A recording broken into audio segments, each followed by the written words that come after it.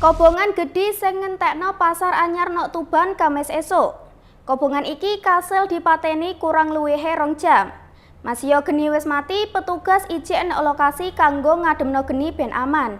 Akehe 40 kios dilaporno gosong kurang luwihe kerugian sampai atusan yuta rupiah.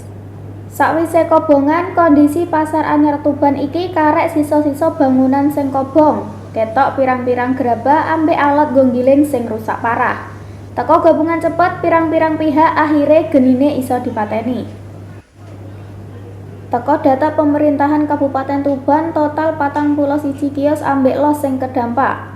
Puluhan panggon usaha kuwi dirohi nggone 15 wong bakulan.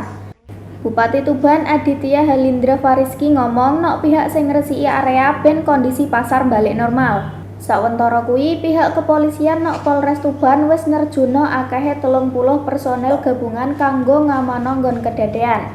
Sampai saiki tim identifikasi teko Polres Jawa Timur ijik nglakokno olah nggon TKP kanggo mastikno penyebab kobongan iki. Kapolres Tuban mastikno ora nek korban jiwa nok kedadean iki.